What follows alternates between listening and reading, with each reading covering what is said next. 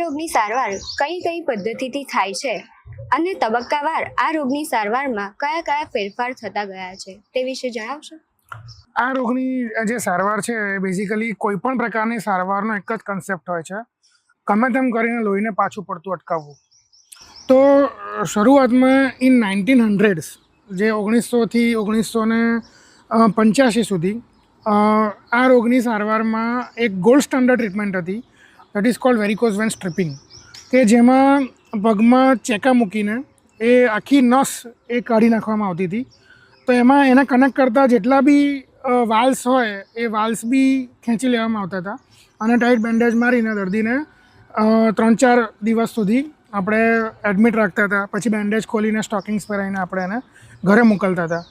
આ સારવાર gold standard એટલા માટે કહેવાતી હતી કારણ કે એમાં રિકરન્સ રેટ બહુ જ ઓછો હતો, કારણ કે આપણે આખી નસ જ કાઢી નાખતા હતા.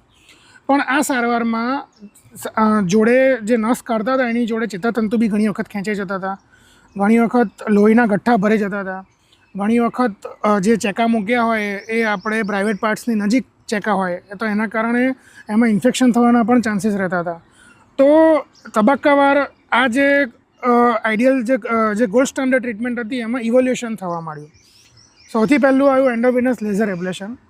એ લેઝર એબ્લેશનમાં જે લોહીની નસ ને 700 ડિગ્રી ટેમ્પરેચર થી આખી નસને બાળી નાખવામાં આવતી હતી.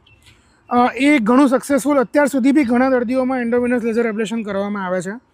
પણ એમાં કોક દર્દીઓમાં શું થતું હતું, હાઈ ટેમ્પરેચરના કારણે ઓપરેશન પછી પેઇન વધારે રહેતું હતું, પ્લસ ઓપરેશનમાં એનેસ્થેશિયા આપવો પડતો હતો. તો એને ઓવરકમ કરવા માટે એના પછી આવ્યું રેડિયો ફ્રિકવન્સી એબ્લેશન.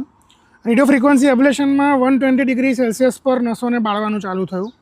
એમાં ફાયદો એ થયો કે એમાં ફક્ત પગનો જંગનો ભાગની ચામડી જ ખાલી બેરી કરવામાં આવતી હતી અને એ વેરિકોઝ વેન્સને 120 ડિગ્રી ટેમ્પરેચરે આજુબાજુમાં પગને ઠંડો કરીને બાળી નાખવામાં આવે તો એનાથી રિઝલ્ટ લેઝર જેટલું જ સેમ મળવા માંડ્યું, પણ એનાથી પોસ્ટ ઓપરેટિવ પેઇન અને બધું ઓછું થવા માંડ્યું. પણ એમાં બી એઝ દર્દીનો એ ચામડી બેરી કરી હોય એટલો ભાગ બેરો કર્યો એટલે દર્દીને હોસ્પિટલ સ્ટે કરવો પડતો હતો, કે જેમાં એટલીસ્ટ દર્દી સવારથી રાત સુધી કે એક દિવસ સ્ટે કરી અને જાય. એમાં પાટા બી મારવા પડતા હતા અને પાટા ચોથા દિવસે ખોલીએ, પછી દર્દીને મોજા પહેરાવીએ અને પછી દર્દી કમ્પ્લીટલી એના કામ પર જવા માટે રેડી થાય. તો હ્યુમન અવર 3-4 દિવસ વેસ્ટ તો પણ થતા હતા. તો એને ઓવરકમ કરવા માટે નવી સિસ્ટમ આવી છે, that is cold વિનાસિલ closure system, that is cold super glue therapy.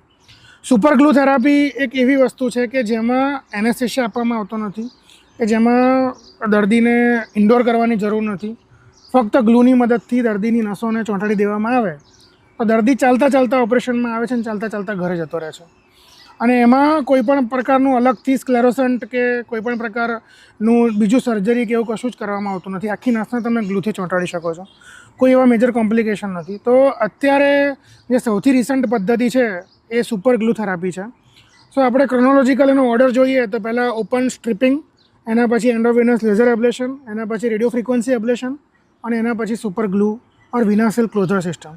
તો અત્યારે બી આ 4 પદ્ધતિ માર્કેટમાં અવેલેબલ છે જ.